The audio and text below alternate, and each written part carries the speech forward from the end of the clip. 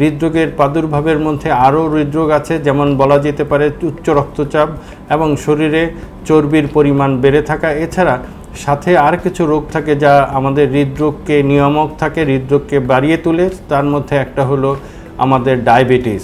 সুতরাং নিয়মিত প্রতিরোধ এবং প্রতিষেধক জোগাড় করে নির্দেশনা দিয়ে আপনাকে হৃদরোগকে হৃদরোগ প্রতিরোধ করতে হবে।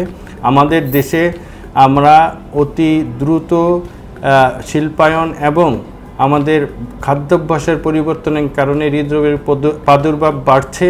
এর জন্য আমার ডাক্তারদের পক্ষ থেকে অনুরোধ থাকবে, চিকিৎসকের পক্ষ থেকে অনুরোধ থাকবে, আপনারা খাদ্যাভ্যাস পরিবর্তন করুন, শাকসবজি ফলমূল প্রচুর পরিমাণে খাবেন, ফাস্টফুড অথবা জাঙ্ক ফুডের দিকে আগ্রহী হবেন না।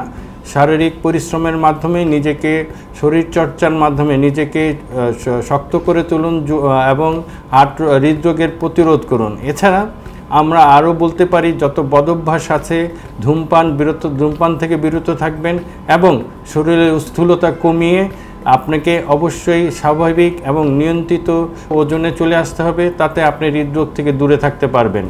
আমরা আশা রাখি হৃদরোগের যে কোনো প্রাদুর্ভাব শুরু হলে আপনারা আমাদের চিকিৎসকের কাছে আসবেন।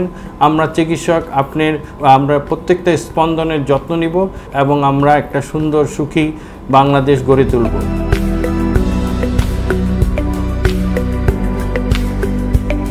Sponsored by Opsonin Pharma.